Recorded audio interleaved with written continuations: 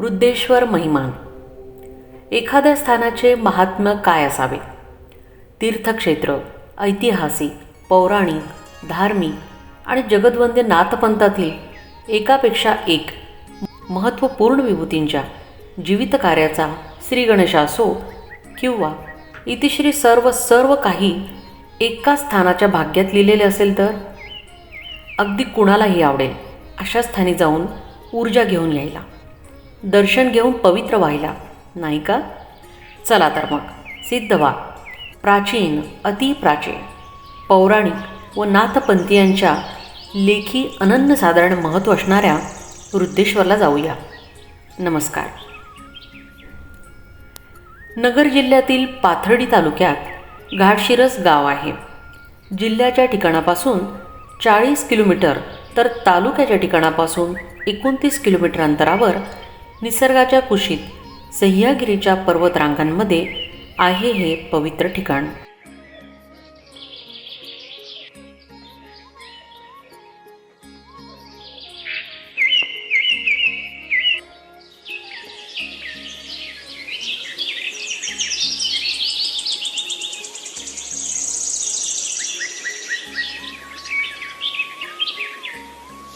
सुंदर आणि भव्य अशा प्रवेशद्वारातून आत जाताना एक वेगळीच उत्सुकता, एक वेगळाच आनंद निर्माण होतो.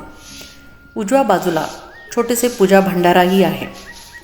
प्रवेशद्वाराच्या अगदी समोरच गोरक्षनाथांच्या हस्ते स्थापित सिद्धिदात्री देवीचं मंदिर आहे. साधकाला सिद्धी प्राप्त करून देते ती सिद्धिदात्री माता.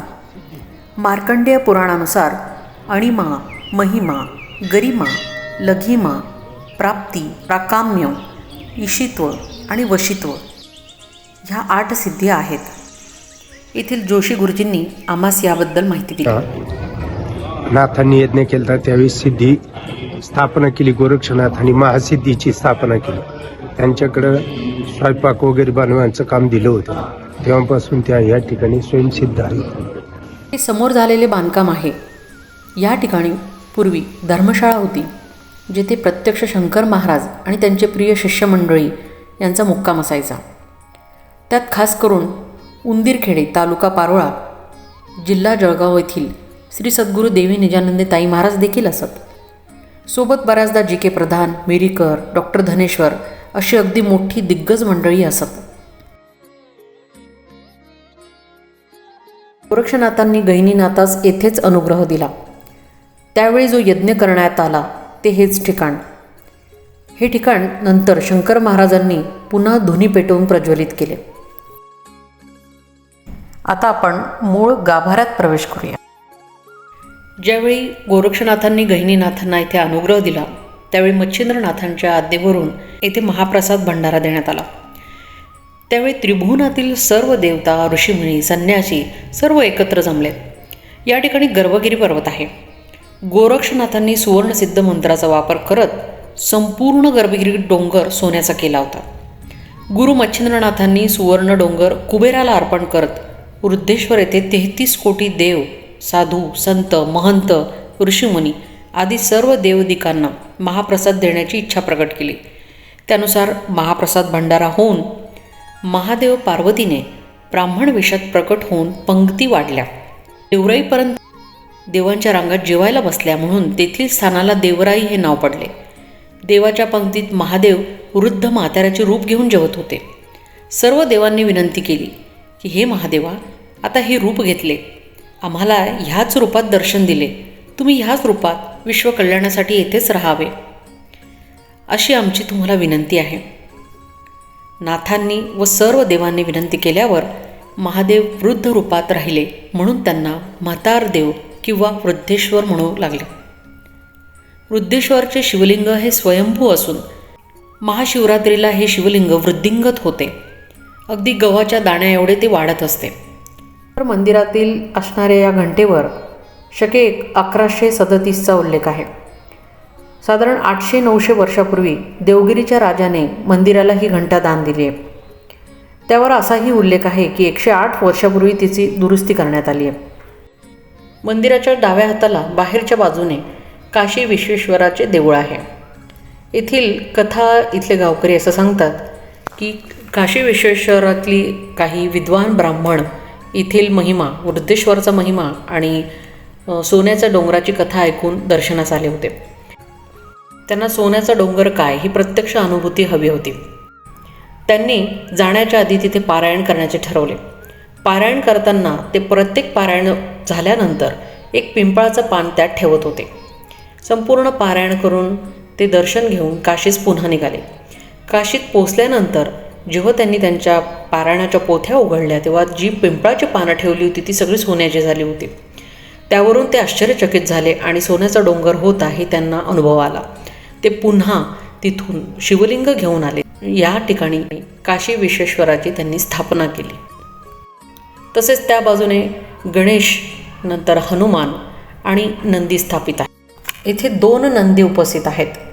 नंदीसमोर जेव्हा नारदाची मूर्ती असते त्या ठिकाणी असा अर्थ समजला जातो की तेथे यज्ञ झालेला आहे. 2 नंदी असण्याचं कारण असं की ज्या वेळेला यज्ञ झालेला आणि भंडारा झालेला त्यावेळेला सर्व देवी देवता आपल्या पत्नीसोबत येथे अवतरित झालेले होते. त्याचप्रमाणे नंदी आपल्या पत्नीसोबत म्हणजेच कामधेनूसोबत येथे विराजमान आहेत. इथे एक विशेष बाब आहे.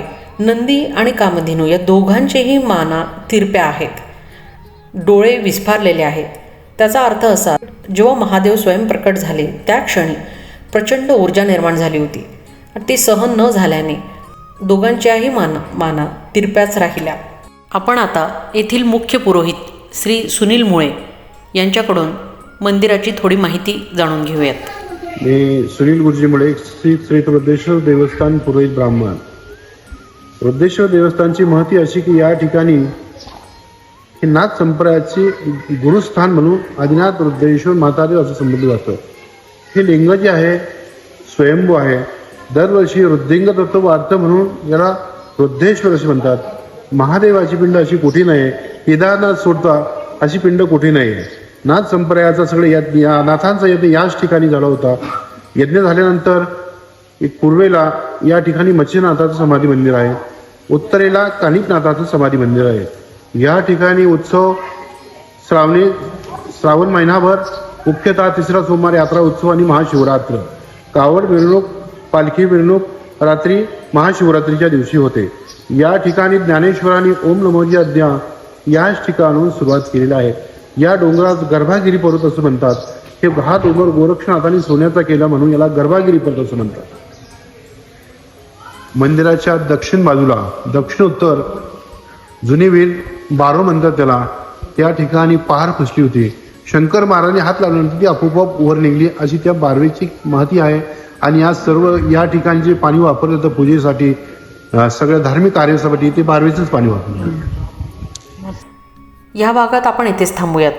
पुढच्या भागात आपण ज्ञानवापी विहीर, श्री शंकर महाराजांचे येथील वास्तव्य, श्री ताई महाराजांचा दीक्षा प्रसंग, त्यांना झालेले वनराज दर्शन आणि प्रत्यक्ष मच्छिंद्रनाथ महाराजांचे दर्शन आणि दिनकर स्वामींविषयी माहिती जाणून घेऊयात. तोपर्यंत नमस्कार.